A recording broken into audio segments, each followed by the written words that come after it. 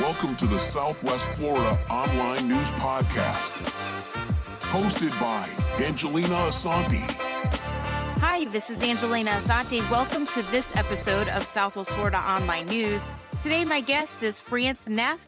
She is president and CEO of the Family Independence, Inc. company. It's actually a nonprofit. So let's talk about what you're doing. Hi, France. Angelina.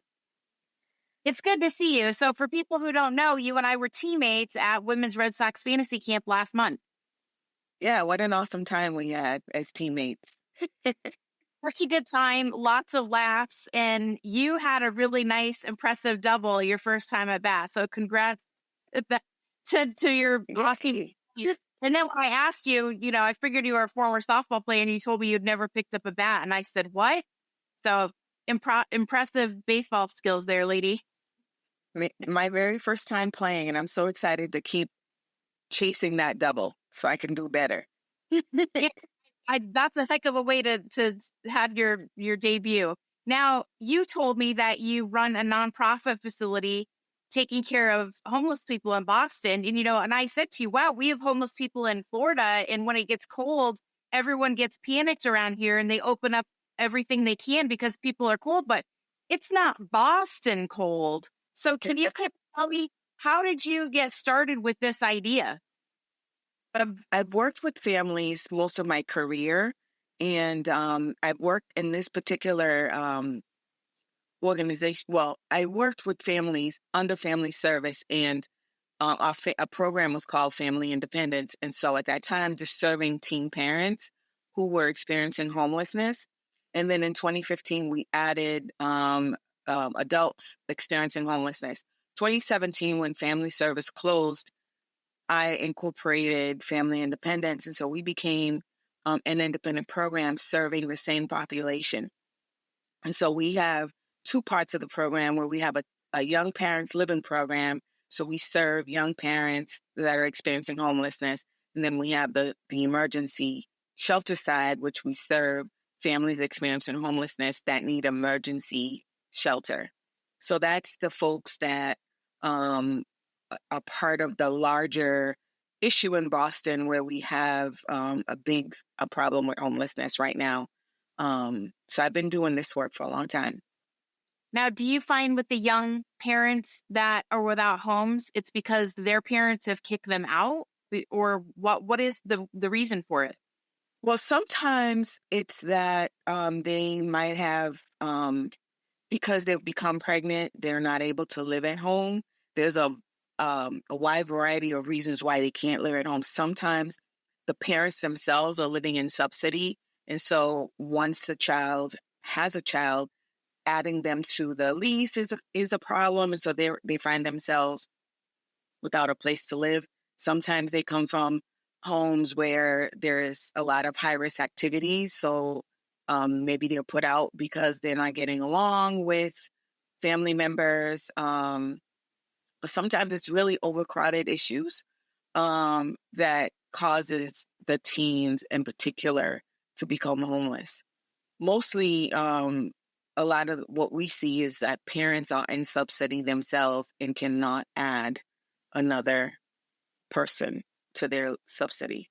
So now, how do you find people that need help?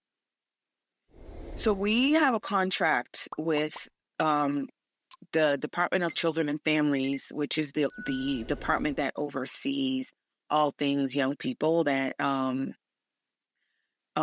they have a special program where any teen who is looking for housing because of their homelessness situation, they can refer them into this network of programs that we have. So we're part of a network that has a contract with this with the Department of Children and Families. They send us young people who are experiencing homelessness. And so that's a closed referral, meaning that they have to first be eligible, meaning that the department has to verify that they're actually homeless. And then they place them in an open slot. So they can come from anywhere in the state. The department does try to keep them within their communities, But if there's no housing in the community, they can find themselves in any part of the state. So Program. when you're not talking about a high risk situation, I just find it appalling. I can understand for a pet, but I find it appalling that landlords don't allow people to have their children and subsequently their grandchildren living with them in some of these situations. Yeah, and sometimes it becomes an overcrowdedness. And when people are living in subsidy, the agency who monitors the subsidy, I think Boston has an overcrowded rule. And sometimes it goes by income. So a lot of times I think it's choice too, right? So if you have a parent who's living in subsidy and if they're working, the subsidies according to their income. Now the child, and I'm not agreeing that this should happen, but the child comes in and now is having a child, they have to increase their income, and increasing their income means their subsidy gets lowered. So sometimes I think people make choice. It's not always the monitoring agency, I believe. I'm just thinking, like, for my relatives, they're all immigrants. They came over and everybody lived together. That was kind of just, and you see it with the current immigrants. They're coming over and living with families. We have a lot of them, even in our neighborhood, we have a lot of them because they need to get established. And what better way to get established than being with your own family? Because I just think it's safer nowadays being together. I don't know. I agree with you. I mean, I'm an immigrant myself, and I just remember as a kid living in a home where uncles lived with us, aunts lived with us, their children lived with us, and then people establish themselves and then they move out and they have their own. I just remember seeing that. And so yeah, it's bothersome that can't happen. But I think a lot of times is in the culture that we live in, there's such an individual mindset. And That's why everyone's in debt. yeah, everyone's in debt, and it contributes to homelessness because um, people don't take the time to even have the patience that Mhm. they need to help a young person go through. I have to say, a lot of times when you have a young person who's coming into a situation like a program, there's a lot of trauma that you have to unpack, and those issues, I think, contribute to the homelessness problem, right? So it's an environment of trauma, an environment where they don't feel safe, and which leads to teen pregnancy and a whole lot of stuff. It's really a complex issue. So now I don't have any charts or graphs in front of me, but I'm guessing that the homelessness problem is getting worse. It's getting worse. And in Massachusetts, we are a state that we have a right to shelter rule or policy. And so we have, I think this morning I was in a meeting and we talked about having 7,500 people on the homeless list, and 2/3 of them are in hotels. So Massachusetts has been using hotels to shelter people. Just recently, um, there's a community organization that opened their doors to add more shelter beds in their community center to help with this crisis. It's a huge crisis. The migrants are coming, and we have people from our community that are already experiencing homelessness. So it's a really bad situation. Now, what can we do to help you or to help clean up this problem? I can't even imagine being young and having a child to worry about and then not having a roof over your head. Yeah. So,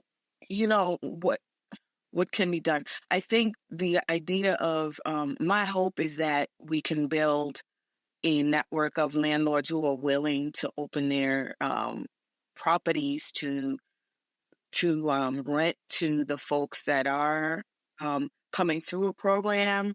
Um, and how does the community help with that? Well, help build a community of landlords and maybe help with funding to be able to help people get started. Funding for like first month, last month in security, funding like getting new furniture, just to get people off their, just to get them going so that they have a base and then they can build from that. And workforce development, so if people are willing to train or give people jobs, that will be helpful. So now a lot of these people are employed. How are they carrying a job without having an address? Well, so for the teens that we serve, our main goal is to make sure they finish school. A lot of times they're still in school, trying to complete high school. So we really focus on finishing high school, getting childcare so that they can go to school, and then doing trainings and workshops around parenting. We do trainings and workshops around budgeting, how to find an apartment, how to keep an apartment, how to clean an apartment, like just basic things that we take for granted. I mean, growing up, my mom, our parents just kind of give you chores. They, give you a little allowance or stuff to help you kind of develop those skills. But young people coming into our program, we're teaching them those things in a group setting. Um, and then the adults that we serve, yes, they are working. They use our office as their address, and we have to sometimes be flexible around their working hours. And sometimes they have a hard time getting to work, especially when they first come in and they don't have childcare, which we have to help them get childcare, or if they don't have a job that allows them to have mother's hours because they have young children that are in school. So it's a really complicated situation. And what we try to do is wrap around services that they might need.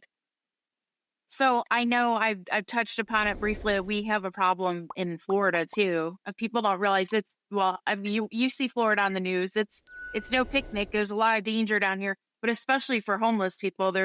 I'm sure in Boston they have the same type of crimes and they have the same type of fear that they have here in Florida.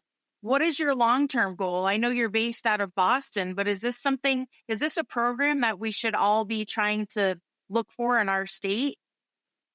Absolutely, I think. Um, I'm going to tell you that I know some people leave their state to come to Massachusetts or to come to Boston to get some of those services. It would be awesome to be able to duplicate that program, let's say in Florida, where there is an issue with homelessness, and try to focus on changing the communities by changing each individual, right? Helping especially young people figure out how to get permanent housing, but how to stay housed, right? Which involves workforce development and so on and so forth. But that will be an awesome, awesome, awesome thing to duplicate that program in other states. Because I'm even thinking, like, I went to a trade school. I went to college after, but I know down here, like, there's a lot of trade schools. Is there something that you could work with the state at some point? Do you try to get these kids, like, they're coming out of school? I guess, is there a path that you're kind of guiding them on to either college or a trade school if it's available? Yes. So once they complete high school, they do have an option to go to college or trade school. The community colleges are really, really helpful because it kind of helps them, especially if they've had challenges in high school. It helps them to get started. And then they can transition into a 4-year college. Some people can go directly to a 4-year college, depending on um, um, what their needs are. But if they choose not to go to college, they are trade schools. So you figure out what they want to do and then you put them on that path to get it done. There's a lot of different trade schools available in our community. And we do have a community college down the street that not only has college courses, but they also have certificate programs so that if they wanted a certificate in a particular trade, that they could do that. Well, and the nice thing too is a lot of these trade schools and community colleges now have daycare centers. Yes. That's fantastic. Well, I've learned a lot. This has been a really great interview. Now, if somebody wants to learn more about Family Independence Inc., where can we send them? You can send them right to me at fneff@fsgb.org, or they can go on our website, familyindependence.org. Okay, great. Well, it was good catching up with you, France, and I'm excited about all the things you're doing to help people in Boston. And it was great seeing you, and I can't wait to see you at camp, the countdown. Wait, it was great to see you as well. Wait for next camp. No, oh my God. Especially doing all these interviews and getting to know people so well. I think it'll be more fun next year. Thank you to France Neff and all that your work you're doing for the Bostonian community. This is Angelina Asante with this episode of Southwest Florida Online News.